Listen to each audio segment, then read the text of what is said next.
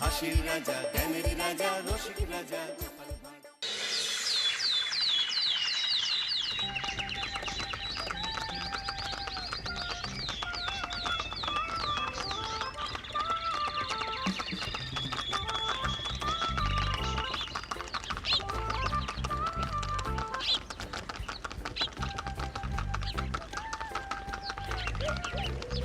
অনেক দিন পর বেশ লাগছে বন ভ্রমণ।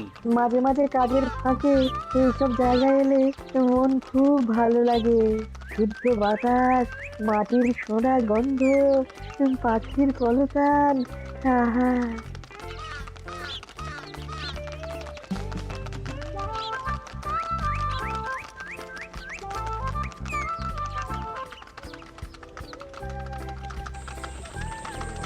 মহারাজের রথ থামছে।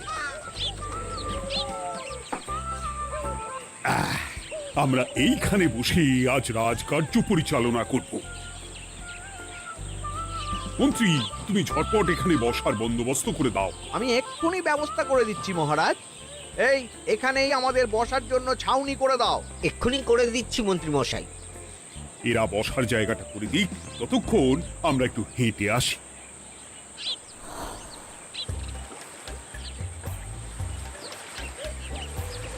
সকালবেলা হাঁটা শরীরের পক্ষে খুব ভালো মহারাজ।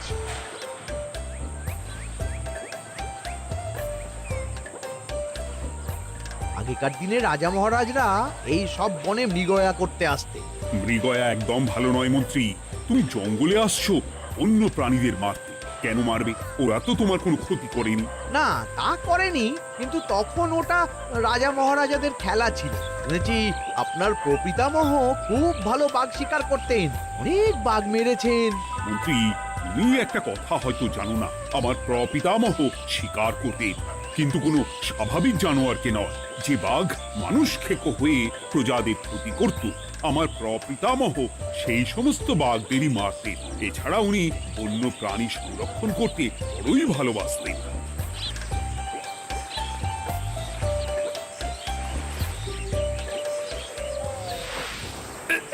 উফ, এটা আবার কি?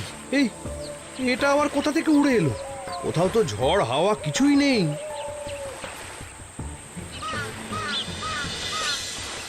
একটা ধাঁধা মহারাজ, এই কাগজে লেখা।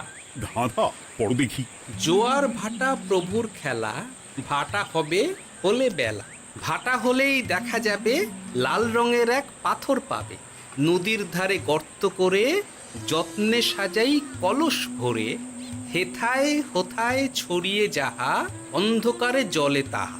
ঢুকলে চক্ষু ঝলসে যাবে, হাতের কাছে ঘন্টা পাবে। ঠিক ঘন্টা বাজলে পরে পড়বে ঝরে থরে থরে। ঘন্টা যদি হয় ভুল, যেন তুমি হারাবে কুল। ঠিক ঘন্টা চিনতে হলে নকশা দেখো চক্ষু খুলে।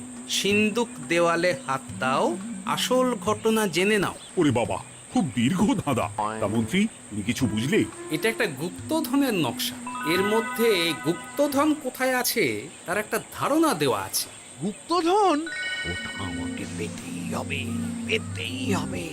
দেখি দেখি, একবার কাগজটা দাও। গোপাল, কাগজটা আগে আমার হাতে দাও, দেখি ভালো করে। এখন নদীতে জোয়ার চলছে গোপাল। একটু পরেই ভাটা শুরু হবে। হ্যাঁ, ভাটা না হলে কিচ্ছু বোঝা যাবে না। এখানে স্পষ্ট লেখা আছে, ভাটা হলেই দেখা যাবে লাল রঙের এক পাথর পাবে। তার মানে আমাদের ভাটা হওয়া পর্যন্ত অপেক্ষা করতে হবে।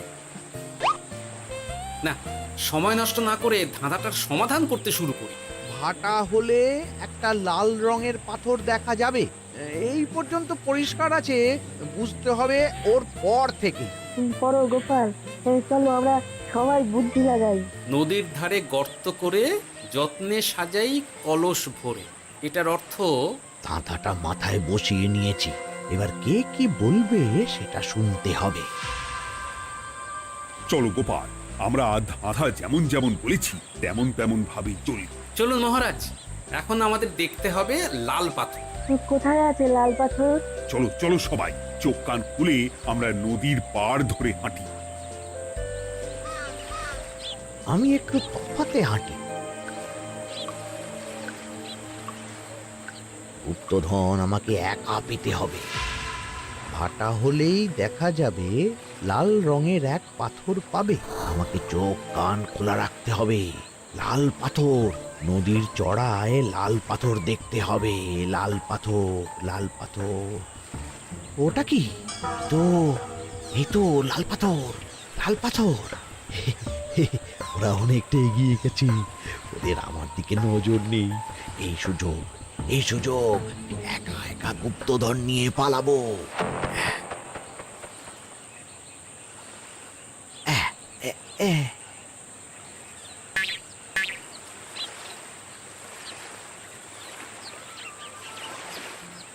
কি গো, আমরা তো হেঁটেই চলেছি, লাল পাথর তো কই দেখতে পাচ্ছি না।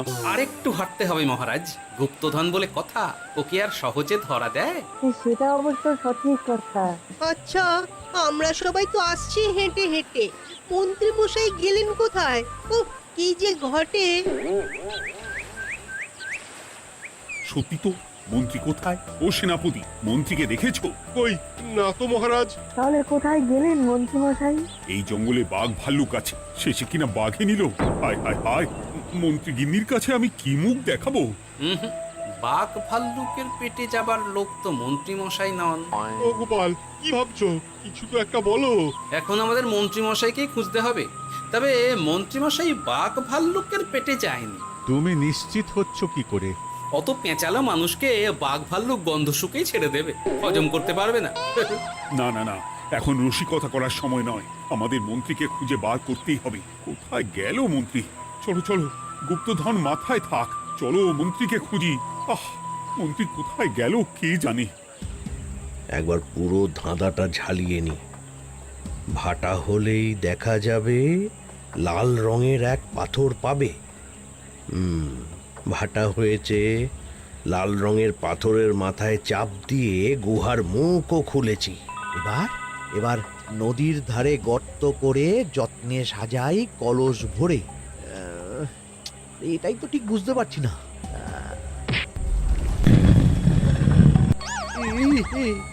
এই রে, এবার কি হবে? হ্যাঁ মহারাজ, কোথাও একটা আওয়াজ হলো। এই, আওয়াজটা কোন দিক থেকে হলো? চলুন সামনে এগিয়ে যাই। আমার মনে হয় আওয়াজটা সামনের দিক থেকে এলো। আমারও তাই মনে হলো। তবে কি মন্ত্রী মশাই লাল পাথরের হদিশ পেয়ে গেছেন?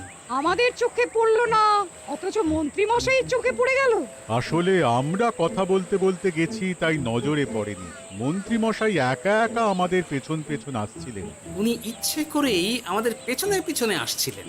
নিজে একা গুপ্তধন নিয়ে যেতে চেয়েছিলেন, এখন কোথায় আছেন কে জানে।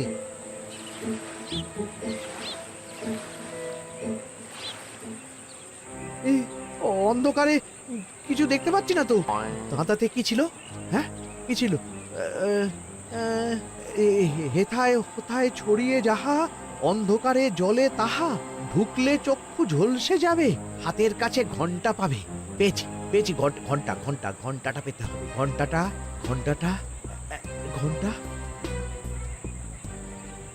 ভাটা হলেই দেখা যাবে লাল রঙের এক পাথর পাবে। নদীর ধারে গর্ত করে যত্নে সাজাই কলস ভরে, হেথায় হোথায় ছড়িয়ে যাহা, অন্ধকারে জলে তাহা, ঢুকলে চক্ষু ঝলসে যাবে, হাতের কাছে ঘন্টা পাবে।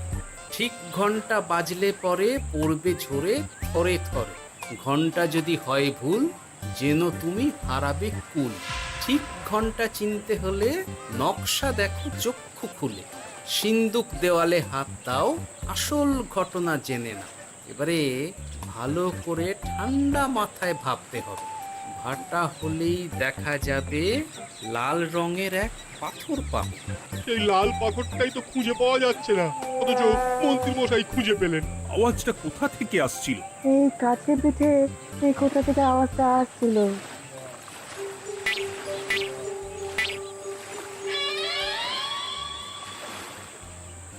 এই তো,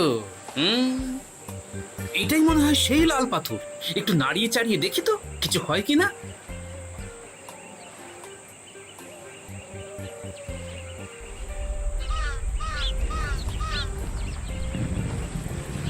এই তো, কাজ হয়েছে। এই তো সুড়ঙ্গ। আপনারা নিচে নামুন। আপনারা কি দেখছেন সেটা বলবেন মহারাজ। সবাই যদি নেমে যাই, যদি কোনো কারণে সুড়ঙ্গের মুখ বন্ধ হয়ে যায়, তাহলে আর আমরা বাইরে বেরোতে পারবো না মহারাজ। গোপাল ঠিকই বলেছে, আমরা দুজন বাইরে থাকি। মহারাজ, আর একটা কথা, কোনো ঘন্টায় হাত দেবেন না, মনে আছে তো? ঘন্টা যদি হয় ভুল, যেন তুমি হারাবে কুল। ওরে বাবা, এই বয়সে আর কুল হারাতে চাই না। ঠিক আছে, তোমার কথাই অক্ষরে অক্ষরে পালন করব। দেখি এই সুরঙ্গে মন্ত্রী মশাইকে দেখতে পাই কিনা। চলুন মহারাজ, সুরঙ্গে নামি। সবাই সাবধানে নামো।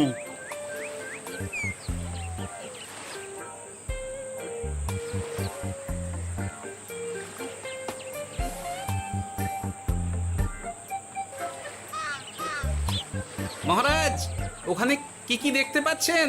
ওখানে কি মন্ত্রী মশাই আছেন? না গোপাল, মন্ত্রীকে এখনো দেখতে পাইনি। শুধু আমি এখানে অজস্র পাথর দেখতে পাচ্ছি। পাথরে পাথরে ছয়লা, ছোট বড় অজস্র। পাথরগুলো বড় অদ্ভুত, কিরকম কিরকম মানুষ মানুষ গড়ন। লম্বা বেঁটে হরেক রকম। মানুষ মানুষ গরম, সেটা কিরকম? আর কিছু? কোনো কলসি কি দেখতে পাচ্ছেন? কলসি তো দেখতে পাচ্ছি না। মহারাজ, কলসি থাকতেই হবে, কারণ ধাঁধায় লেখা আছে, নদীর ধারে যত্ন করে যত্নে সাজাই কলস ভরে। গর্তটা আসলে হলো সুড়ঙ্গ, কিন্তু কলস। মহারাজ, মহারাজ, এইদিকে এইদিকে একটা কলসের মতো কি যেন আছে। এইদিকে আসুন, এদিকে এদিকে। হ্যাঁ গোপাল, দেখতে পেয়েছি। এবার আমি যেরকম যেরকম বলবো সেই রকম সেরকমই করবেন। আমি বিজ্ঞানীকে নদী থেকে জল তুলে পাঠিয়ে দিচ্ছি। পাত্র কোথায় পাবে? আমাদের জল খাবার যে পাত্র আছে সেটা আনতে লোক পাঠাচ্ছি। ঠিক আছে। শুধু একটা কথা বলছি, আপনারা কেউই সুড়ঙ্গের ভেতরে কোনো কিছুতে হাত দেবেন না। কেন গোপাল? সব পরে বলবো, এখন আমি যা বলছি সেটা শুধু মনে রাখুন। সুড়ঙ্গের ভেতরে কিছুতে হাত দেবেন না। ঠিক আছে। প্রহরী, তুমি যাও, যেখানে আমাদের বসবার আয়োজন করা হয়েছে সেখানে গিয়ে একটা জলের পাত্র নিয়ে নদী থেকে জল ভরে নিয়ে এসো। গোপাল, মন্ত্রী মশাই কোথায় গায়েব হয়ে গেলেন? কোথাও গায়েব হয়ে যাননি বিজ্ঞানী, কোথাও গায়েব হয়ে যাননি উনি। উনি ওই সুড়ঙ্গের ভেতরেই আছেন। কিন্তু কেউ তো ওনাকে দেখতে পাননি। সম্ভবত পাথর হয়ে আছে।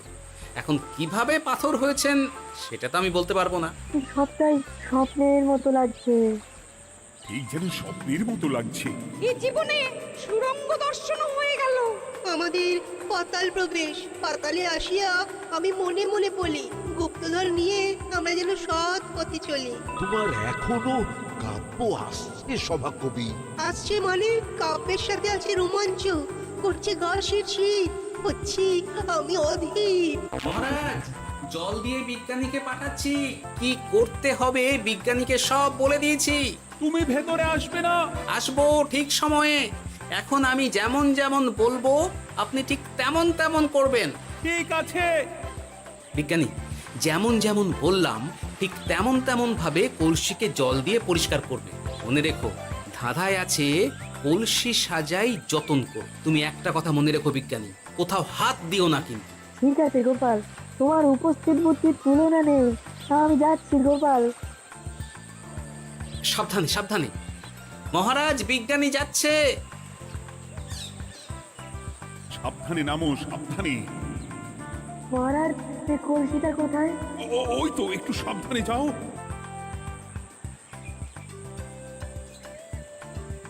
বিজ্ঞানী, কলসির দেখা পেয়েছো? পেয়েছি পেয়েছি পেয়েছি। এবারে কলসিটাকে ভালো করে জল দিয়ে ধুয়ে দাও। কলসির আলোয় সুড়ঙ্গ আলোকিত গোপাল। এরপর কি? ভালো করে দেখুন মহারাজ, কোথাও ঘন্টা দেখতে পাচ্ছেন কিনা? ঘন্টা একটা তো নয়, সার সার ঘন্টা, অনেকগুলো ঘন্টা। সাবধান, ঘন্টায় হাত দেবেন না, শুধু দেখুন।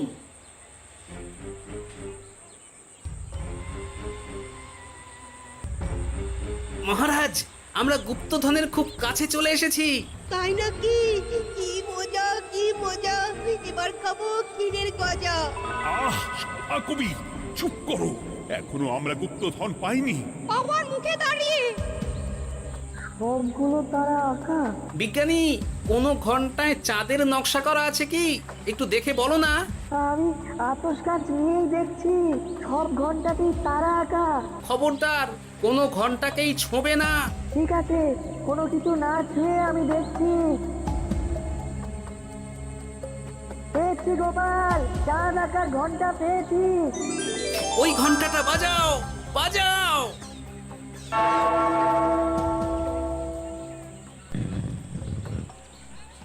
গুপ্তধন পেয়েছেন মহারাজ? বাঁচাও বাঁচাও বাঁচাও। বাঁচান মহারাজ, বাঁচান বিজ্ঞানী, মহারাজ, মন্ত্রীর গলা পাচ্ছ না? মহারাজ, আমি পাথর হয়ে আছি, আমাকে মানুষ করুন মহারাজ। তুমি তো মানুষই ছিলে, হঠাৎ করে পাথর হলি কেন? মহারাজ, গুপ্তধন পেয়েছেন? পেয়েছি, তার সাথে মন্ত্রীকেও পেয়েছি। মন্ত্রী এইখানে কোথাও পাথর হয়ে দাঁড়িয়ে আছে। দাঁড়ান মহারাজ, এবার আসছি। সাবধানে এসো। আমি ভেতরে যাচ্ছি, বুঝলে? যদি কোনো কারণে দেখো পাথরটা গুহার মুখটা আটকে দিয়েছে, অমনি তোমাদের কাজ হলো পাথরটাকে ছুঁয়ে ফেলা, বুঝলে?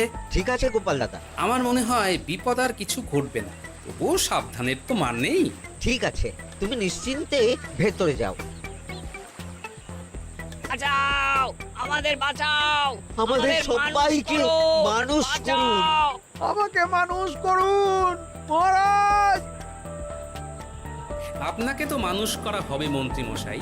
আগে বলুন, আপনি পাথর হলেন কি করে? ও, মনে পড়েছে, ধারার শেষ লাইন। সিন্দুক দেওয়ালে হাত দাও, আসল খবর জেনে না। সত্যি গোপাল, তুমি না থাকলে এই এত কিছু আমাদের সবার কাছে অজানাই থেকে যেত।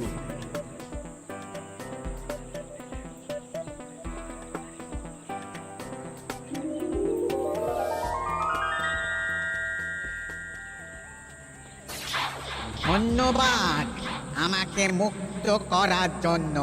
আপনি কে? আমি যক্ষ। আমাকে এই ধন সম্পত্তি পাহারা দেওয়ার জন্য এক ডাকাত দলের সর্দার যক্ষ করে রেখেছিল। আমি 100 বছর ধরে এইখানে যক্ষ হয়ে আছি। আমি তোমার জন্য মুক্ত হলাম গোপাল। এই সম্পত্তি তোমার গোপাল। সম্পত্তি নিয়ে আমি কি করব? আমি এই সব সম্পত্তি মহারাজকে দান করলাম, রাজ্যের অনেক কাজ হবে। তুমি ধন্য গোপাল, তুমি ধন্য। এবার আমার যাবার সময় এসেছে, আমাকে যেতে হবে। যাবার আগে এই পাথরগুলোকে মানুষ করে যান। এরা সব লোভী। আমি আমার সীমিত ক্ষমতায় এই গুপ্তধনের ধাঁধাকে এখানে যারাই ভ্রমণ করতে আসে তাদের হাতে তুলে দিই, কিন্তু কেউ এই ধাঁধার সমাধান করতে পারে না। সবার মনে লোভ কাজ করে, এই লোভ এদেরকে পাথর করে রেখেছে। পাথর হলো কি করে? একটা মানুষ এসে বুক ভরা লোভ নিয়ে আধা পুরো না জেনে পাথরে হাত দিলেই সে পাথর হয়ে যাবে। আমাদের ভুল হয়েছে। আর লোভ করবো না। আমাদের বাঁচাও। আমাকে মুক্ত করে দিন, আমার খুব ভুল হয়েছে মহারাজ, মুক্ত করে দিন আমায়। তুমি এখানে আগে এসেছিলে, তাই তো আগে এসে ভাবলে নিজেই একা একা গুপ্তধনকে হরপ করে দেবে। এদিকে তোমাকে না দেখতে পেয়ে আমাদের কত চিন্তা হচ্ছিল। যারা লোভী তারা কারো কথা ভাবে না, শুধু নিজের কথা ভাবে। আমাকে আর একটা সুযোগ দিন, আমি আর লোভ করব না মহারাজ। ও, তোমার কথার কোনো দামই নেই।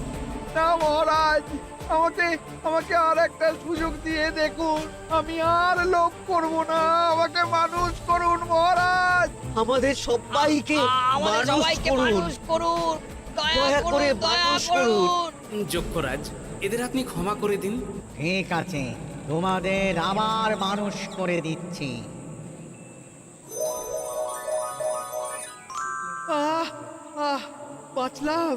বাঁচলাম। এই রকম বারবার বাঁচা যাবে না, কিন্তু এবার সাপ ব্যাং যাই হবে না কেন ওইভাবেই থাকতে হবে, এই আমি বলে দিলাম। এবার আমার মুক্তি। মুক্তি নেবার আগে আরেকটা প্রশ্ন, যে ডাকাত সর্দার তার সম্পত্তিকে রাখার জন্য আপনাকে যক্ষ বানিয়েছিল, এই সম্পত্তি তো তাদের, আমরা তো নিতে পারি না। লোভ বড় খারাপ গোপাল, অতিরিক্ত লোভ মানুষকে পশু করে দেয়। ওই ডাকাত দল এই সম্পত্তির জন্য সবাই কাটাকাটি করে মরে গেছে, কেউ আর বেঁচে নেই। সুতরাং এই সম্পত্তিতে তোমার অধিকার আছে, এই সম্পত্তি তুমি গ্রহণ করো। নিলাম আমি, কিন্তু এই সম্পত্তি মহারাজকে আমি দান করলাম। ডাকাত দল জনগণের সম্পদকে লুঠেই তো সম্পত্তি বানিয়েছে, তাই আমি জনগণের কাজে লাগবার জন্যই এই সম্পত্তি মহারাজকে দিলাম। গোপাল, তোমার জয় হোক। এবার তাহলে আমি যাই, তোমরা সবাই সুখে থেকো আর ভালো থেকো। গোপাল, তোমার তুলনা হয় না। তোমার ঋণ আমি কোনোদিন শোধ করতে পারবো না। তুমি কৃষ্ণনগরের জন্য যা করলে তা ইতিহাসে লেখা থাকবে। না মহারাজ, আমি এমন কিছু করিনি, এই কাজ সবাই করবে। জয় গোপালের জয়, জয় গোপালের জয়, জয় কৃষ্ণনগরের জয়। জয় কৃষ্ণনগরের জয়। হাসির রাজা জ্ঞানের রাজা রসিক রাজা